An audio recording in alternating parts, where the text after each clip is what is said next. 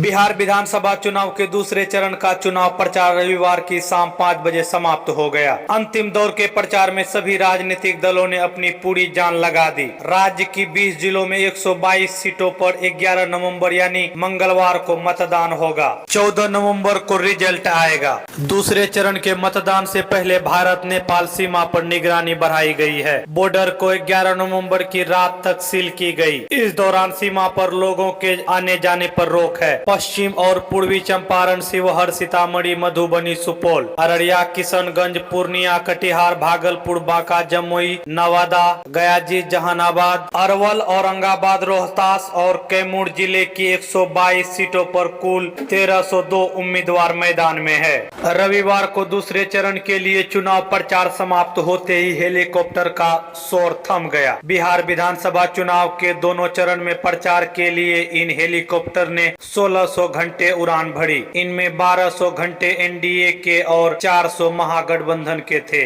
रोजाना इन पर करीब 1.80 करोड़ खर्च हुए। 2020 के चुनाव के मुकाबले में इस बार 1.5 गुना अधिक हेलीकॉप्टर उड़े। 2020 में चुनाव प्रचार में करीब 26 करोड़ खर्च हुए थे। 122 में से 32 विधानसभा सीटों पर आमने सामने का मुकाबला एक ही जाति के कैंडिडेट के बीच है। नरपतगंज, बेलहर, नवादा और बेलागंज की 4 विधानसभा सीटों पर यादव के बीच मुकाबला है। इन सीटों पर एनडीए और महागठबंधन दोनों ओर से यादव उम्मीदवार हैं।